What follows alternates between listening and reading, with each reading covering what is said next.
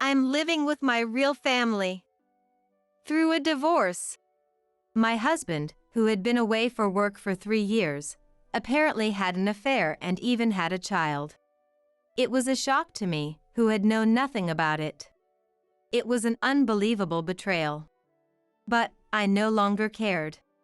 What? Dad doesn't know anything? My daughter's words mark the beginning of a new life. There's no room for you in it anymore. You can drown in the hell you've created for yourselves. My name is Olivia Harris. I married my husband, Lucas, in my mid-20s.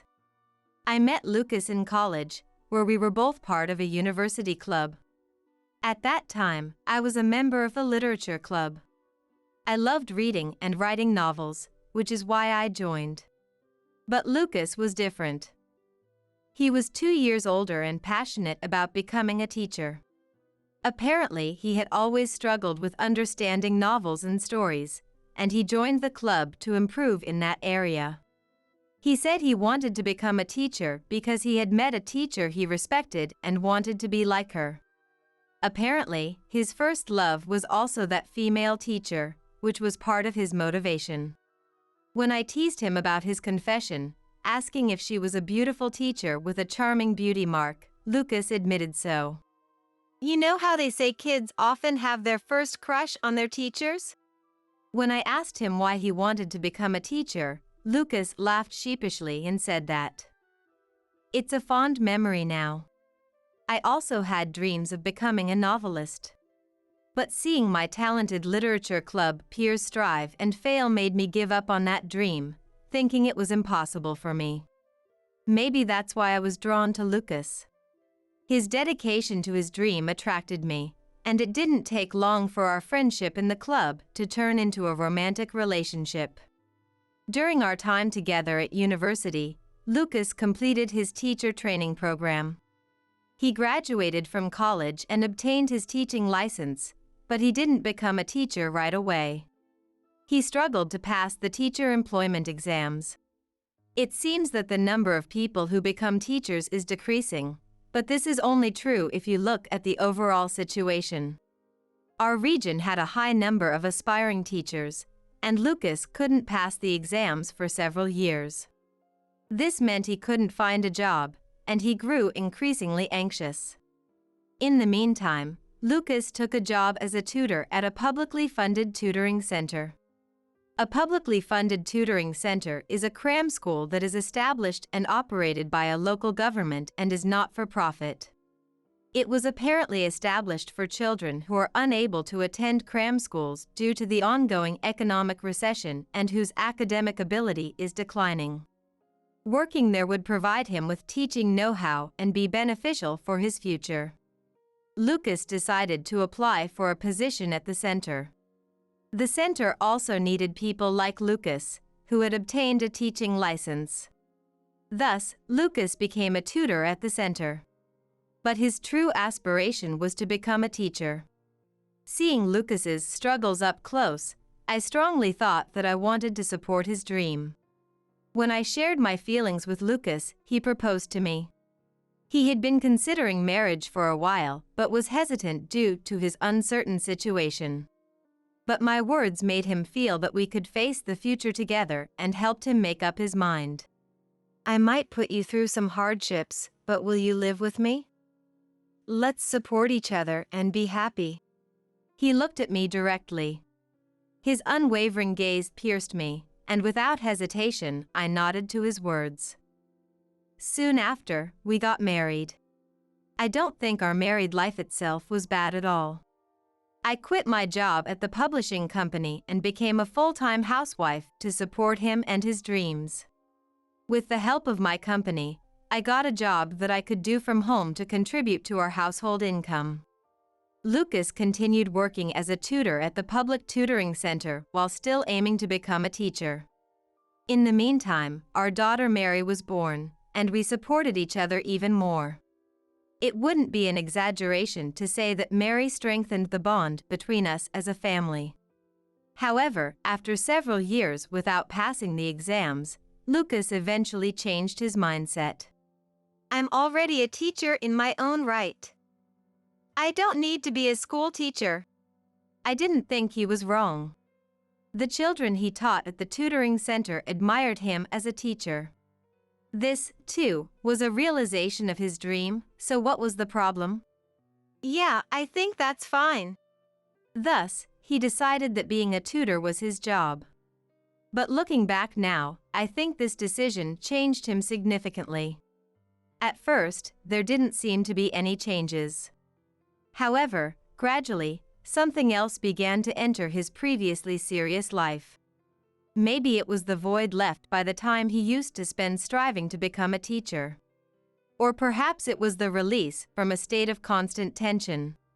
Maybe it was the frustration of not becoming a teacher after all. Whatever the cause, his lifestyle began to deteriorate. He rarely drank before, but now he started getting drunk at home. He never came home late without any notice, but now he was coming home late at night without any explanation. He used to spend a lot of time with Mary on weekends, but now he prioritized his own hobbies like gaming. He even started leaving all the household chores to me, which he used to help with. What happened to supporting each other? I asked Lucas to improve many times. At first, Lucas made some effort, albeit reluctantly. But over time, he became defiant. I'm the breadwinner of this house, so treat me better. But you said we would support each other, Lucas. Did I say that? What? I was stunned by Lucas's calm words, and I looked at him again. Where had the eyes that once looked straight at me gone? In the middle of the conversation, his gaze wandered aimlessly. His physique, which he had maintained with pride to not embarrass himself in front of his students, had become sloppy. The Lucas who had once shared his dreams with me was now just a shadow. The same was true for the Lucas who had been a good husband to me and a good father to Mary. Even when the groceries were heavy, he showed no sign of helping, and he had no interest in Mary's future. Olivia, if you're going to boss me around, do it when you earn more than me. Eventually, he started saying this whenever I asked for something. Even so, there seemed to be a minimum amount of family love left, as he never resorted to violence. He participated in birthday celebrations and might improve someday. I couldn't stop holding on to the faint hope that he might change, remembering the Lucas of the past. It was then that he was offered a 3-year assignment on a remote island. His tutoring center wanted to expand its activities to the island, and Lucas was chosen as one of the staff. Lucas accepted the offer without consulting us. Why didn't you talk to us about this? Mary is going through a tough time with her exams. Mary, who had been a little girl, was now a high school student. Lately, she was into watching game streams on her smartphone. I remember her talking about the importance of internet literacy when a famous streamer blew up recently. Anyway, a major change in environment during this time would be a burden not only for her exams, but also mentally. At my serious inquiry, Lucas shrugged his shoulders as if it were a bother. It's simple. I'll just go alone. That may be true, but... Lucas, are you okay? Will you be all right? I'm not a child, of course, I'll be fine. He answered, yawning out of boredom. As if to say that the content of our conversation was trivial. That's not what I mean. Doesn't he care about Mary or me? Won't he feel lonely being away? Before I could voice my concerns, Lucas sighed and said, Anyway, it's already decided. He assured me that he would send us money for living expenses and forcefully ended the conversation. The topic of his assignment was pushed forward in the same manner, and soon Lucas left for the island, without having a proper discussion with Mary and me. Even so, I worried about him and tried to call him every day. I feared his life alone would become even more chaotic. At first, he responded, but soon he became annoyed. Enough already. I'm not a child. Finding my calls bothersome, He told me not to call unless it was important. For Mary's sake and to avoid unnecessary conflict at home, I agreed. As a result, our family-like interactions with Lucas were almost cut off. He occasionally returned for holidays like Christmas. But Lucas showed no signs of being happy to see us again. Instead of engaging in our conversations, he was glued to his smartphone. "Dad, are you texting someone?" Perhaps Mary was uneasy about being half ignored. Or maybe it was just casual conversation, but Mary asked lightly. However, Lucas's response was a bit over the top. "It's none of your business who I'm texting or what I'm doing." His reply, tinged with irritation and anger, surprised both Mary and me. "I was just coordinating with the island people for my return," Lucas awkwardly added, perhaps realizing the harshness of his words. But the damage was done. An awkward atmosphere and my growing suspicions remained. Even though our relationship had become strained, I had spent more than a decade with him together as a married couple. I could sense when there were secrets. Lucas was hiding something from us now. But at that time, I still didn't know what it was. It was just around that time that Lucas's suspicious behaviors started to become more noticeable. He didn't react to our wedding anniversary, which he had barely remembered until last year. He forgot to send Christmas gifts to my parents, which he had done every year. He didn't even call Mary on her birthday, and he was withdrawing large, unexplained sums from our joint account. I questioned him about each instance, but Lucas brushed it off, saying it was just a coincidence and not giving any real reasons. While many things worried me, I couldn't stay silent about the money from our joint account. That money was not only our savings, but also Mary's college fund. At the very least, he should consider our child's future. The feeling of betrayal stung my heart. "What's going on? Explain it to me." "Well, it's nothing. Why do you always worry about the small stuff?"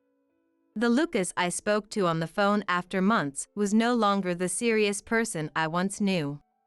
Even though it was his personal time, he no longer seemed like someone who taught children. As I was stunned by his attitude, Lucas said something unbelievable. "The rental place here started feeling cramped, so I moved." "What? But isn't it almost 3 years now?" Yes, Lucas's assignment was supposed to end soon. Moving now seemed like a waste of money to me.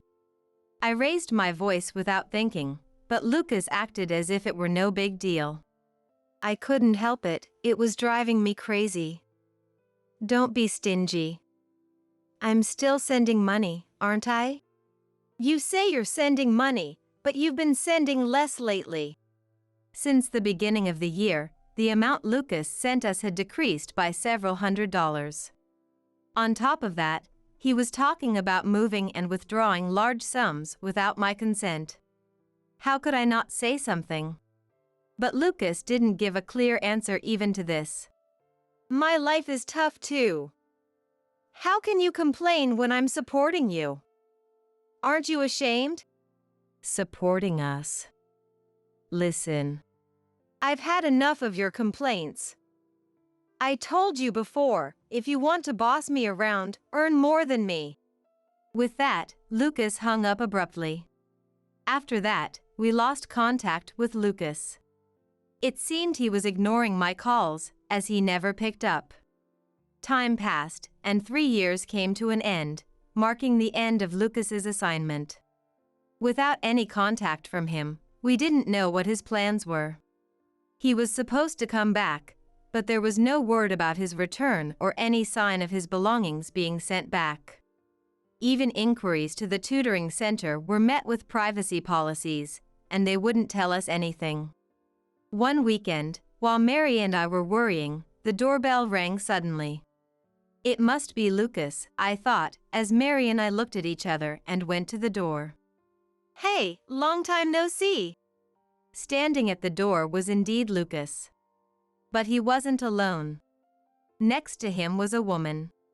probably in her mid-20s, with a striking beauty mark. Huh?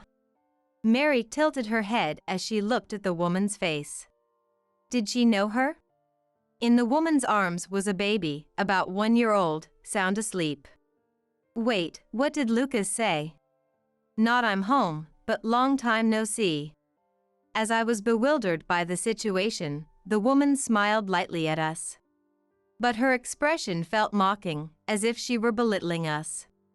Nice to meet you, madam. My name is Sophie Brown. Nice to meet you. I'm Olivia Harris. As I replied, Lucas couldn't hold back his laughter. What? What did I do? When I asked, confused, Lucas spoke with a thin smile. Nothing. Just thinking that today might be the last day you can use that last name. What are you talking about? I asked again, and Lucas answered with the same expression. Olivia, I'm divorcing you. What? His sudden declaration made my eyes widen. Honestly, I've been fed up with living with you for a long time. Lucas laughed, looking pleased, as if something amused him. When I got assigned to the island, I thought it was a chance to live alone, no matter how remote. I was thrilled. Then Lucas glanced at Sophie, showing her off. Sophie also smiled thinly at his gaze. But then I met Sophie on the island, and it turned out to be better than I ever imagined. According to Lucas, Sophie worked at the island's supermarket. They met shortly after he started his assignment. In a place with little entertainment, Sophie, who stood out with her sophistication, attracted Lucas. Sophie, who felt out of place on the island, also took a liking to Lucas, who was similar to her. So, you had an affair with Sophie? And that child is... Exactly. That's our child. The confession of the affair and the existence of an illegitimate child. Despite this, Lucas showed no sign of remorse. Both he and Sophie looked at us as if we were an amusing spectacle. It's funny how fate works, huh? Being tired of my family and then meeting someone who looks just like my first love. What? Sophie isn't noisy like you, and she's young. She accepted me as I am from the start. I couldn't tell if it was true or not. But Lucas seemed to genuinely believe it. Otherwise, he wouldn't be so deeply involved. Lucas seemed intoxicated, if not by alcohol, then by his infatuation with the younger woman. I was thoroughly disillusioned with Lucas, who was smitten with a young girl, disregarding his age. At this moment, I was sure of one thing. The Lucas I once loved, who I vowed to support each other with, was gone from this world. All the time I spent with my fake family was a waste. Unaware of my disappointment, Lucas spoke happily. Finally, I can end it all today. I'm going to live with my real family. Through a divorce. As I listened to Lucas, I began to understand everything that had happened. He had been neglecting us and forgetting anniversaries because he was preoccupied with Sophie. He had withdrawn money and moved in anticipation of living with Sophie. In fact, they might already be living together. In any case, he had been using our family money for someone else. Sophie must have known this too. Yet, she shamelessly stood there, looking cozy with Lucas right in front of us, and my anger began to boil. Without me, the breadwinner, your life will be tough. I'll pay you alimony, but just enough. Even though I hadn't agreed to a divorce, Lucas was being unilateral. Honestly, I couldn't figure out what to say. Seeing my confusion and despair, Lucas and Sophie continued to smile contentedly. Suddenly, a thought struck me. Could it be that the reason they came to our house and provoked us, especially me, was to make me lose my temper and get physical? Then they could sue us and get out of paying alimony. If that's the case, how short-tempered does he think I am? Lost in these thoughts, I was momentarily speechless. What? Dad, you don't know anything? Mary, who had been looking something up on her smartphone, stopped and looked up. She let out a sigh of exasperation while looking at Lucas. It was an odd reaction for a daughter being abandoned by her father. Lucas asked with a puzzled expression. "What are you talking about? You really don't know anything." "Unbelievable," Mary said, leaving behind a "wait a minute," and went back into the house. A few minutes later, she returned with a book in her hand. She handed the book to Lucas. Recognizing the book, I let out a small gasp. Without noticing my reaction, Lucas took the book in confusion and looked at the cover. "This is a novel, right? The author is, what?" Lucas exclaimed in shock. Apparently, he remembered, just barely. It was a natural reaction. The name on the book cover was none other than mine. It was the pen name I, Olivia Harris, had used since my literature club days. Sophie, who didn't know the situation, was puzzled, but Lucas almost shouted. "Olivia wrote this? This is your book?" "What?" Sophie, catching on from Lucas's words, also exclaimed in surprise. Thanks to Mary, I found the opportunity to speak. I glanced at Mary, who looked proud. After smiling at her, I turned back to Lucas and Sophie. "Yes, that's right. Hey Lucas, do you remember what I've been doing at home all this time?" You were writing something for the publishing company you used to work for, right?" Lucas, remembering the past fairly well, answered correctly. Yes, I had continued my work as a writer from home. Initially, it might have been through the publishing company's connections or out of pity. Even so, over time, I honed my writing skills. "That's right. I've been doing that all along." The requests themselves eventually brought in a considerable amount of money, but I didn't stop there. Having refined my skills, I thought I might achieve my long-held dream of becoming an author. So, I boldly submitted my work to a novel contest. And, to my surprise, my writing had improved more than I realized. Actually, I'm a novelist now. My work is even being made into a movie. "What? A movie? No way!" Their voices, almost screams, showed their disbelief. Of course, it didn't go smoothly from the start. Just like Lucas couldn't become a teacher, I faced continuous struggles. Even while living with Lucas, I submitted many works and faced many rejections. I rekindled my dream around the time Mary graduated from elementary school, which was quite late compared to typical aspiring authors. But I didn't give up. With each submission, I started to see results, passing the first round, then the second. Right after Lucas's assignment began, I won an award and got my book published. Thankfully, the published award-winning book was a hit. My pen name became somewhat known to the public. Subsequent works also received high praise and multiple reprints. With my books selling well, my income naturally increased. So, you see, the breadwinner in this house is no longer Dad. What do you mean? He must be surprised by the unexpected situation. Lucas seemed unable to comprehend something so obvious. Mary, with a wry smile, told Lucas. Mom has published several books, and all of them are hits. I don't know the exact financial details, but she's probably earning more than you, Dad. Ah! Mary's pointed comment seemed to finally make Lucas realize the truth, leaving him in a daze. Indeed, as Mary said, my income in the second and third years as an author far exceeded Lucas's. And since then, Lucas's remittances had gone untouched. Lucas's delusion that he was supporting us had been nothing more than a misunderstanding for quite some time. So, you don't need to worry about our money. Now, I turned to look at Mary. Mary seemed to understand what I needed to say better than I did. You don't need to worry about me. Someone who behaves so outrageously is no longer family. Thank you, Mary. So, divorce it is? I was a little surprised at how easily I could say it. I realized that the Lucas Harris I had once known was truly gone. Honestly, I could have made this decision when I became successful as a novelist. I had suspected the affair for some time, though I learned the details today.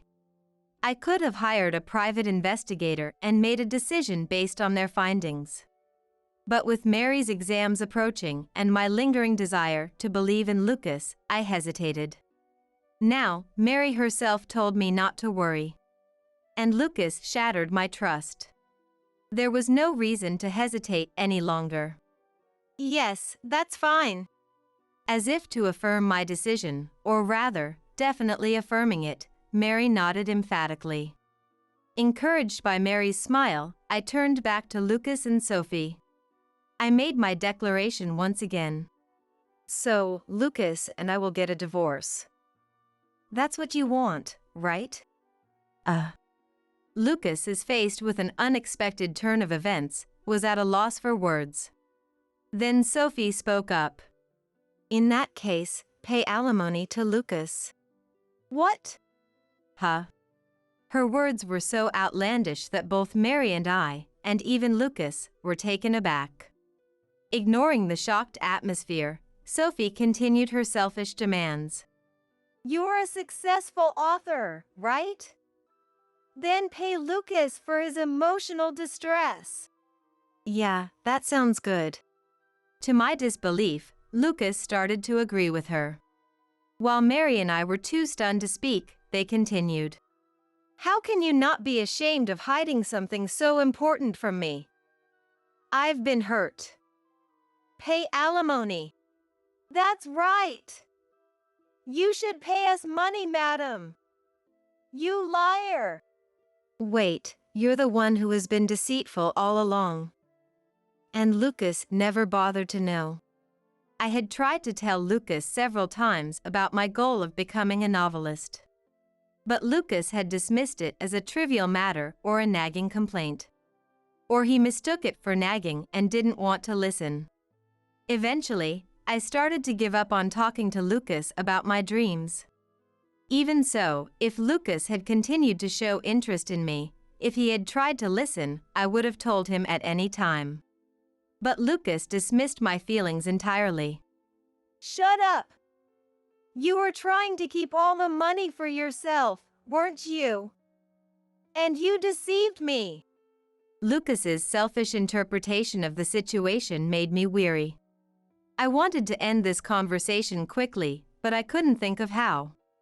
What to do? I pondered. Dad? Since she had declared he was no longer family, Mary seemed to hesitate over how to address him. If we're talking about deception, Sophie has been deceiving you too, Dad. What are you talking about? Isn't that right, sugar? Ignoring Lucas, Mary addressed Sophie. I didn't understand the significance of the name Sugar, but it clearly had a significant meaning for Sophie. Her face turned pale the moment Mary called her that name. Mary, what are you talking about? A little before Dad's assignment began, there was a blow-up incident on the internet. According to Mary, about 3 years ago, a female game streamer with a high male fan base blew up. The root cause of the blow-up was a rumored relationship between her and a male streamer. Initially, both of them denied the rumors. But when another female streamer was rumored to be dating the same male streamer, the situation changed. The first female streamer who blew up claimed she had been cheated on when she had initially denied the rumors. She revealed that she was the one who was dating the male streamer, and also that she was pregnant. From there, it turned into a mess. All 3 parties involved blamed each other, claiming innocence while accusing the others of lying. The first female streamer who blew up in particular made things worse by making statements that alienated her fans after a nasty argument when she should have refrained. As a result, Her past problematic statements and failures were dug up, leading to her losing popularity, which is fatal as a streamer, and she apparently left the internet as if running away. That female streamer was none other than Sugar. I remembered Mary mentioning something like that around that time. Back then, Mary was trying to talk about the importance of internet literacy, without going into details about the streamers' names. Sugar was not only beautiful but also very skilled at games. I watched her streams a few times, so I remembered her face and her distinctive beauty mark. I don't know what you're talking about. Despite her words, Sophie was visibly shaken. Her eyes were darting around, and her body was trembling. So what? Were you even listening? This is why you're hopeless, Dad. Ugh. Lucas groaned at Mary's merciless remark. Ignoring him, Mary continued. Remember? I said Sugar was pregnant with a male streamer's child. Oh! Mary's words finally made Lucas grasp the situation. If Sophie really was Sugar and had been pregnant, what happened to the child? The baby in her arms could very well be that child. Just as Mary had suggested, Lucas might have been deceived too. He had been led to believe that the baby was his, and was about to be made to raise them unknowingly. Realizing this, Lucas grabbed Sophie by the shoulders. Hey! What's going on? Tell me it's not true. You said this was my child. Sophie, shaken by Lucas, avoided meeting his eyes. It was probably true. The baby was not Lucas's child. No way! How could this happen? Realizing this, Lucas let go of her shoulders and held his head in his hands. Tears streamed from his eyes, and his mouth trembled. For Lucas, this was an absolute nightmare. Believing he had met his destined partner away from his burdensome family, he had loved and supported her, likely even helped raise the baby up to this point. When Mary was a baby, Lucas had been devoted. He probably cared for Sophie and her baby the same way. And after 3 years of living apart, Lucas likely planned to start everything anew today. But the very foundation of this plan, raising a child with Sophie, whom he believed loved him, was fundamentally flawed. The despair he must be feeling is unimaginable. If I were the same person I was when we got married and Mary was born, I would have rushed to comfort Lucas.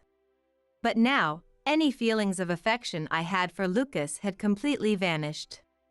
I felt a bit sorry for him, but that was all.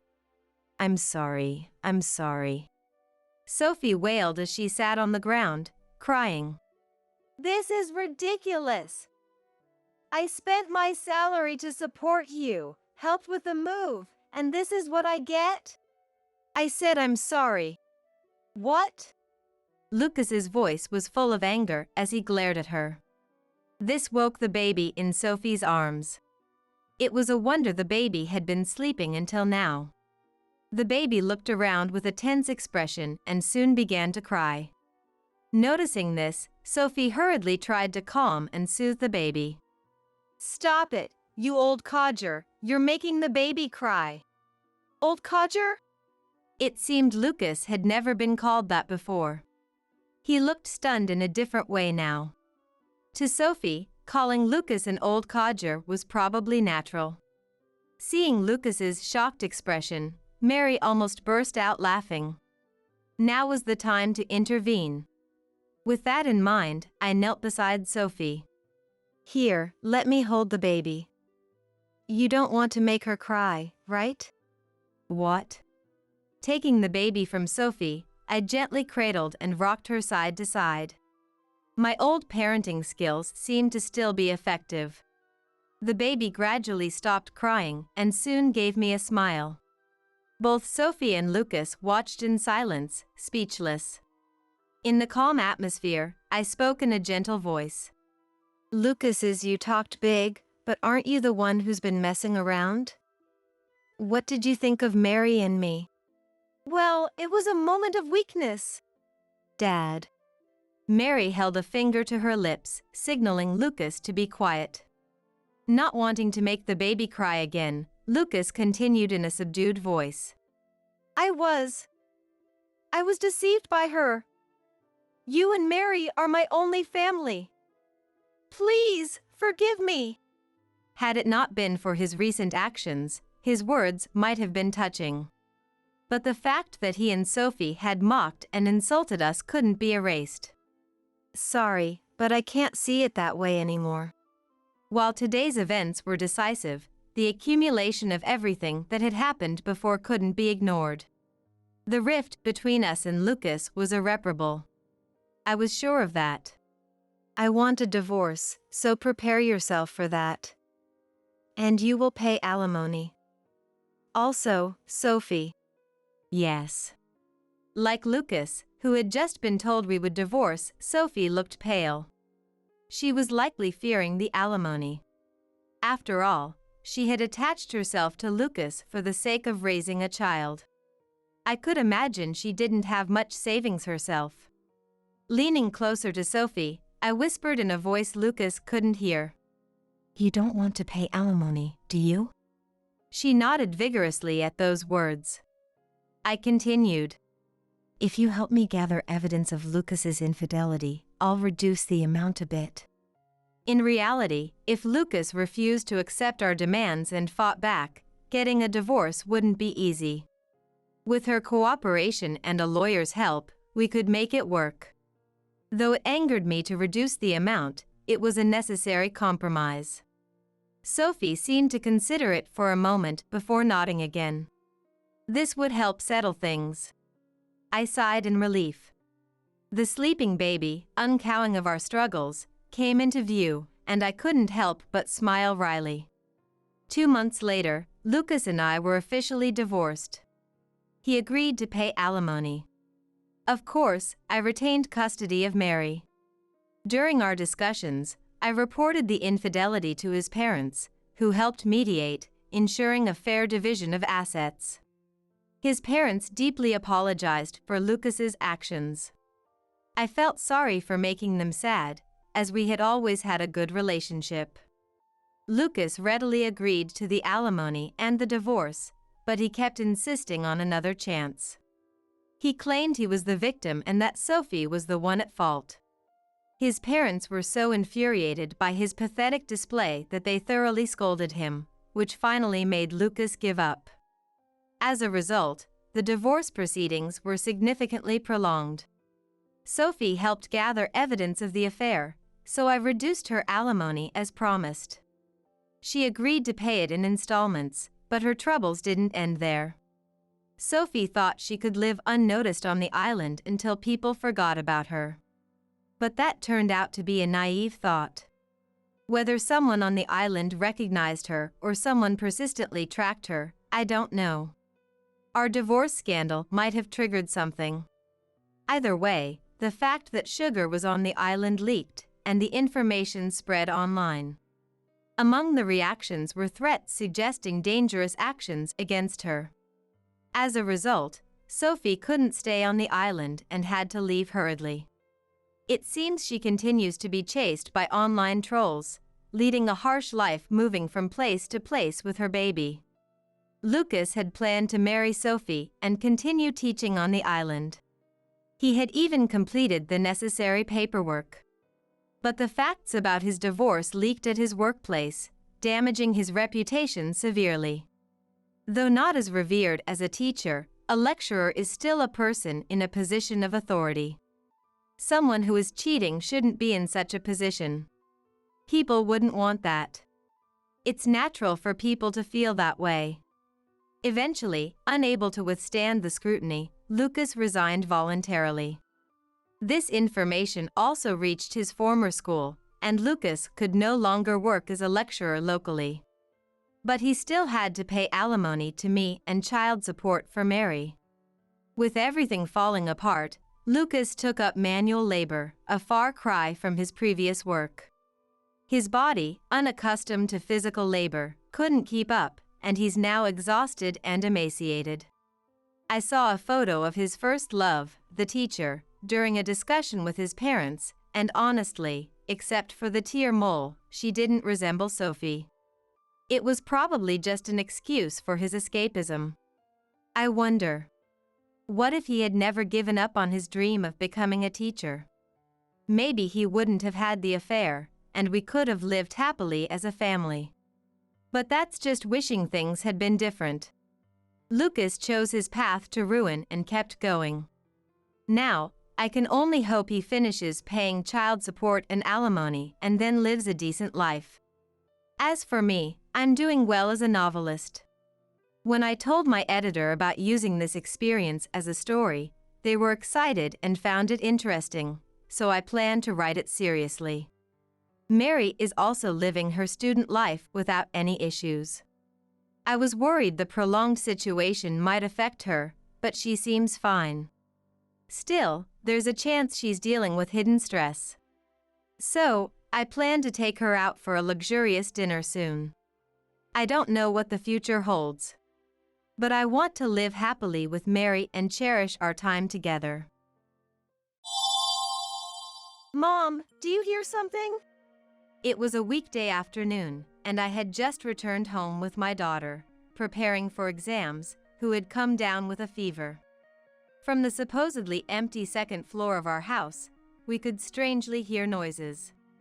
Noticing something was amiss, my daughter and I carefully ascended the stairs, trying not to make any sound. That day, my husband was supposed to have left early in the morning to attend a gathering at his in-laws' house with relatives. Yet, the car he was supposed to use was parked in our driveway. I had a bad feeling about this. And then, we noticed the sound was coming through from the bedroom door on the second floor. This can't be happening, please no. I peeked through the slightly open door. My daughter, feeling nauseous, covered her mouth and stepped back. Perhaps because it was a small noise, the ongoing sounds didn't stop. In the bed of our bedroom was my husband. And with him was Sophia, my mother-in-law, known for her beauty that defied her age. Yes, what unfolded before my eyes was my husband having an affair with his own mother. My husband was kind to both my daughter and I, and also respected his mother as well, seemingly the perfect man. But those memories shattered into pieces like fragile glass. While on the verge of tears, my daughter tried to make me step back. However, despite the shock, I managed to hold up my mobile phone. Without them noticing us, I captured enough evidence of the two.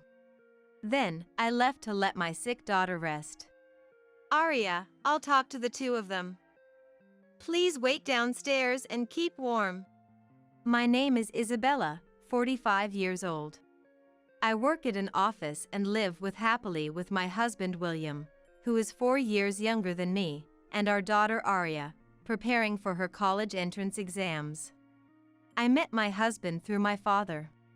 Our fathers were close through business, and since we were close in age, our fathers introduced each other. At that time, my husband was still in his second year of a sales job, young, and I, being older, often felt intimidated. However, he was kind to me and asked me out. Our relationship progressed smoothly, and soon after, he proposed. The in-laws I met during our marriage introduction seemed classy and very kind. Sophia looked quite young, and she was only 37 when Willem and I got married. But then I learned she remarried William's father when my husband was in middle school. Despite not being blood-related, the in-laws' house felt very close and seemed that they understood each other very well. At the introduction of the in-laws, my husband said, "After Dad remarried Mom, I finally understood what it means for a family to become one. I grew up without a mom and felt lonely, but because Sophia cherished our family, I am who I am today. I want to build a family like that with Isabella." But suddenly, I felt uneasy about the closeness between Sophia and him. I heard he was enthusiastic about household chores, but he would often leave me to help Sophia with her cooking. They exchanged conversations happily, consulting about recipes while working together. Sophia was very kind to me, but I felt the balance with my husband was off. Although there was a slight discomfort, I was more surprised by how close in age Sophia and I were. I thought I was overthinking it and let it go. Then, with blessings from both parents and relatives, we had our wedding. Life as a married couple began, and my husband's keenness on housework was very comforting. He was a salesman who excelled at all household tasks. All taught by Sophia. Feeling secure, our married life was peaceful, and within a year, we were blessed with a child. My husband was delighted and became even more diligent at work. He would come home late every day, but frequently messaged me during the day, showing his concern. I was having a healthy pregnancy. But one day, my husband said, "Since it's your first childbirth, I want you to feel safe and not worry so much." And so he suggested I go back to my parents' house to give birth. Indeed, I had been feeling anxious about childbirth and parenting, leading to many gloomy days. I was planning to take maternity and parental leave, but it was difficult to obtain parental leave at my husband's workplace. For these reasons, I was grateful that my husband suggested going back to my parents. Indeed, I'm a bit anxious, and having support from my parents would be reassuring. I'm considering going back home to give birth. Yeah, that's a good idea. If it makes you feel at ease, I'll do anything," he said, respecting my decision and happily seeing me off. My husband, skilled in household chores, had no trouble keeping our home spotless every day. With Sophia around, I had nothing to worry about while I was away and could face childbirth with peace of mind. And so, our daughter, Arya, was born without any issues. Due to frequent sudden business trips, it was difficult for my husband to take paternity leave. However, he managed his limited time well and played a significant role in parenting. On his days off, he spent time with our daughter, reducing my burden, and our nearby in-laws often came over to visit and went out together.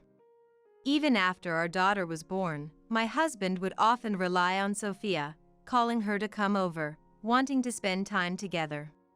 Mom has never had a child of her own, so I want to give her the chance to bond with a baby. My husband always cared for Sophia. I fully embraced the idea and said, "I guess even without blood ties, such a deep parent-child relationship can be built." And I thought of my husband as a kind, mom-loving person. Since Sophia was a housewife, she could take care of Arya in my stead when I returned to work. During the day, we relied on childcare centers and babysitters, so it wasn't like we left our daughter alone all the time. But Sophia would visit our home whenever she had the time. "Sophia, I'm sorry for always making you clean up. It's shameful of me to rely on you and take up your time when I should be doing more." "It's okay. I enjoy doing this. Besides, I never had the chance to raise a baby, so I want to help as much as I can. This is how I wanted to spend my time." Whenever I apologized, feeling guilty, she would kindly respond like this. Not only Sophia always meticulously cleaned for us, but also left behind elaborate meals. And so with the help of Sophia, we somehow managed to raise our daughter. Time flew by, and now our daughter is 17. Preparing for the challenging entrance exams of a prestigious national university, attending daily supplementary lessons and tutoring. Around this time, we received an invitation to gather at the in-laws' house with relatives. It was a weekday, so I had work. And my daughter would be late due to supplementary lessons, so I want to drive her home for safety. "All right, how about I represent this family and go alone? It's better to have someone who can drive to stay behind to pick up Arya, and they said they'll order takeout, so no need for kitchen help, and taking a day off might look bad at work, right?" That makes sense. I feel bad for Mom and the others, but could you please go on our behalf? With only a few people attending, my daughter and I decided to stay behind. However, in the middle of the day, I received a call from the school. Your daughter has developed a fever and is feeling unwell. And my husband went alone. Concerned it might be the flu, I rushed out of work in a panic to pick her up. Fortunately, it seemed like it was just fatigue from the changing seasons and not the flu. While picking up some easy-to-eat items like jelly on our way home, I noticed something odd. My husband's car, which shouldn't have been there, was parked in the driveway. He had said that morning, "I'm going to pick up some elderly relatives." My daughter noticed too and tilted her head. "Is Dad back?" Trying not to let my agitation show, I replied, "Maybe he forgot something." As we entered, my heart sank. The sight of unfamiliar women's shoes scattered beside my husband's, not belonging to me. A dreadful premonition swelled within me. I told my daughter to enter quietly. She looked puzzled but followed my instruction to enter the house without making noise. Feeling sorry for her condition and wanting to settle her down for rest, we headed to her room on the second floor. However, on our way up the stairs, we noticed something was off. "Mom, do you hear something?" Indeed, there were faint sounds, like voices. I led the way, trying to identify the source of the noises. It seemed to come from our bedroom. Despite a bad feeling, I couldn't stop myself. The bedroom door was inexplicably ajar, allowing us a glimpse inside. Peeking in, it was clear who was there. My husband and Sophia, who shouldn't have been there. I could feel the presence of them from the bed. The voices and sounds made it obvious they were in the midst of an affair. My daughter, realizing what was happening in the bedroom, covered her mouth, looking nauseous, and stepped back. "This can't be happening. Please no." My daughter clung to me with eyes filled with tears. She was trying to get me, who had become immobile, to back away. Truthfully, I felt like I might collapse at any moment too. I had seen the scene more clearly than my daughter, and I couldn't believe this was reality. My mind went completely blank. My husband had always been so kind. But, had his kindness always been primarily directed towards Sophia? Was he pretending to be the perfect husband, the perfect dad, just to keep their affair secret? My daughter had always looked up to her dad. The regret of having her witness such a horrific scene was overwhelming. "Wait downstairs." I told my daughter so and somehow managed to urge her to quietly leave the area. "I'll go talk to them." "Since you're feverish, could you rest in the guest room and stay warm?" She seemed reluctant to leave me, but she finally acquiesced. She nodded and went downstairs with a worried look on her face. I didn't want to make a scene while she was in the house. But I couldn't just overlook this situation. At any rate, I thought to myself, I need to document this. Even if I couldn't confront them in the bedroom right then, capturing this scene was necessary to prevent any future denials. I had been thoroughly betrayed by both my husband and Sophia, so there was no time for hesitation or to consider their feelings or reasons. I immediately took out my mobile phone and started recording with the video camera, capturing the oblivious pair for a while. Perhaps because I had sent my daughter away, the nausea I had been fighting back seemed to subside, and my thoughts gradually became clearer and more composed. And I realized I couldn't face my husband and Sophia alone. In order to arrange a calm discussion, I made up my mind. After stopping the recording, I attached the video to a message and sent it. The recipients were the relatives gathered at the in-laws' house. By that evening, relatives arrived at our house with expressions of shock and panic. Sophia and my husband, having gone to sleep after their act, hadn't woken up for several hours until the relatives gathered. While checking on my daughter, I nervously waited in the living room on the first floor, trying not to make any noise, for the relatives. Could my father-in-law John, who holds a high position in a large company, be relied upon at such a time? However, the fury of John, who had arrived, was fierce. Since I had informed them in advance that my daughter was ill and resting, they did not storm in shouting, but the level of anger was such that it wouldn't have been surprising if it had escalated to a police matter had my daughter not been there. Sophia and my husband were woken up by the relatives and brought down to the living room, both with pale faces. After giving my daughter food and fever medicine, I had moved her to her room on the second floor to rest. John confronted the two, sitting down, with the video I had recorded. When did you start deceiving both Isabella and I by engaging in such a relationship? John inquired in a low voice. My husband began to speak hesitantly, and as he did, shocking truths were revealed. He said his relationship with Sophia began around the time our daughter was born, when I was away due to childbirth. He had harbored feelings for Sophia since he was a child, when they first met. At that time, Sophia, the newly remarried mother, was only 27 years old and William was 14. It was more like the age of a sister than a mother. My husband, wanting to be close to Sophia, who was kind to him as a mother, actively helped with cooking and cleaning, even as a son. Sophia thought of him as a good son who got along well with his new mother, but it seems he was satisfied harboring his one-sided affection. Despite not being blood-related, they were in a parent-child relationship. Understanding they couldn't be together, my husband began to look for a marriage partner in an attempt to move on from his feelings for Sophia. Hearing about this, he was introduced to me by the in-laws, and thus we ended up marrying, going along with the flow. I could only stare at him in disbelief, remembering all the kind gestures, unable to believe what I was hearing.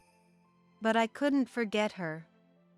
Rather, as we lived together as husband and wife, I kept thinking, why Isabella? Why not Mom? And so, when Isabella went back to her parents' house, I gave in to my feelings. Of course, my husband didn't force himself on Sophia. Sophia, with tears, said, "At first, I was aware of and resisted the betrayal. But as they continued their secret meetings, their guilt seemed to fade away.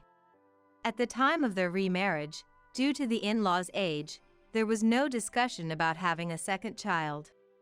This led to their marital relations becoming distant early on. My husband was aware that Sophia felt lonely.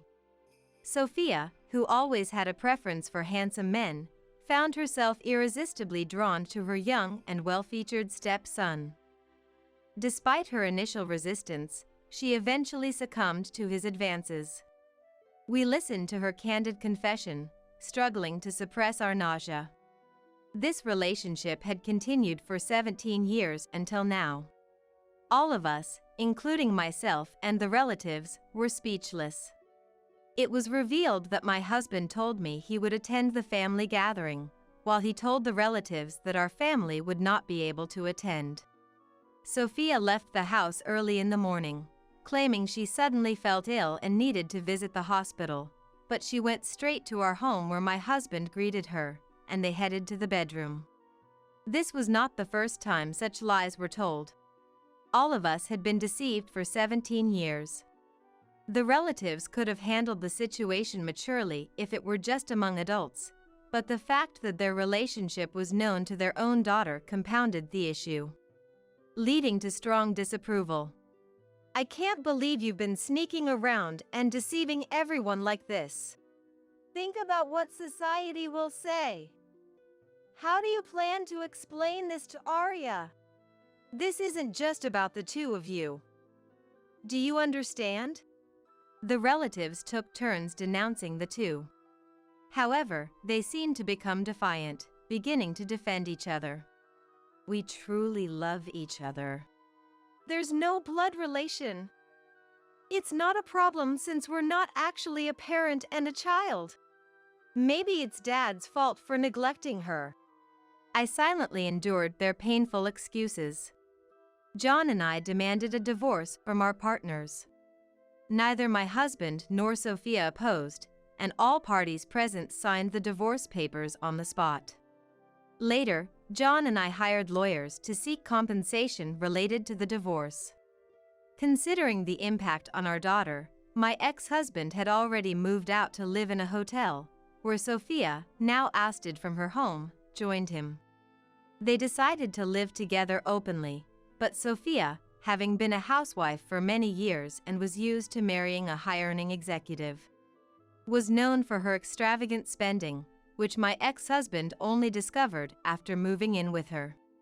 Although she was familiar with housework and known for her cooking skills, she always wore expensive-looking clothes and bags. She seemed to have a vast collection of outfits, rarely seen wearing the same scarf twice, always dressing fashionably. Despite my ex-husband's high salary as a top salesperson, this arrangement didn't last long. A friend from my college days, who happened to work at my ex-husband's company, informed me post-divorce about various matters. Apparently, he frequently left work during weekdays for secret meetings with Sophia. This behavior, revealed during the divorce proceedings, was seen as nothing but short of negligence by his company. Frustrated by his lack of commitment and the recent absenteeism due to the divorce scandal, the management decided to transfer him to a department filled with employees nearing retirement. His new boss was younger than him, but due to complex hierarchies and positions, all menial tasks like making copies and cleaning fell to my ex-husband. This department had no significant work, yet mistakes were somehow common. My ex-husband was always the one apologizing to his younger boss, which greatly stressed him. His stress soon manifested physically, accelerating his hair loss. Once known for his good looks, his popularity among women plummeted as he aged and looked increasingly haggard. Moreover, the details of his affair with Sophia, supposedly known to only a few supervisors, leaked. This led to widespread knowledge of his divorce, resulting in him being ostracized and leading a lonely life at work. Despite a decrease in his salary, Sophia's spending habits remained unchanged, leading to financial strain and arguments, with my ex-husband eventually forcing Sophia to take a part-time job. Reluctantly, Sophia started working part-time but internally believed men should be the ones earning money. This attitude led to workplace conflicts, and she frequently quit jobs soon after being hired. Despite having loved each other desperately while hiding it from everyone around them, eventually, the two of them could no longer avoid constant arguments. However, Sophia had nowhere to go even if she was to be pushed out. My ex-husband seemed to understand this and, while leading a loveless life, continued to pay us compensation while living frugally. As for me, I returned to my parents' home with my daughter. With the compensation from my ex-husband and the money from selling our house, I managed to move to a location more convenient for my daughter's desired university. Thanks to her hard work, my daughter successfully passed the entrance exam to her first-choice university. For better or worse, the town where my daughter grew up had too many memories associated with our family and the in-laws' house. To erase those painful memories, we decided to start anew and rented a modest detached house. I am still in contact with John. He had offered that the compensation money demanded from him should be used entirely for his granddaughter's tuition. It's atonement for what my former wife and son have done. John said so, but he is one of the few blood relatives my daughter has. Being unemployed and without income after resigning, I gratefully accepted his offer. We don't communicate frequently, but John and I keep in touch, and occasionally, we invite him over for a meal together at our home. Now, I have just managed to re-enter the workforce, watching over my daughter as she works hard towards her dreams. Leveraging my previous office job experience, my income has somewhat stabilized. Perhaps because it was a shock for everyone, my daughter has stopped bringing up my ex-husband and Sophia. However, now that she has become a vibrant university student, I hope she can forget the past and enjoy her days of learning. We are starting to lead fulfilling lives, both personally and professionally.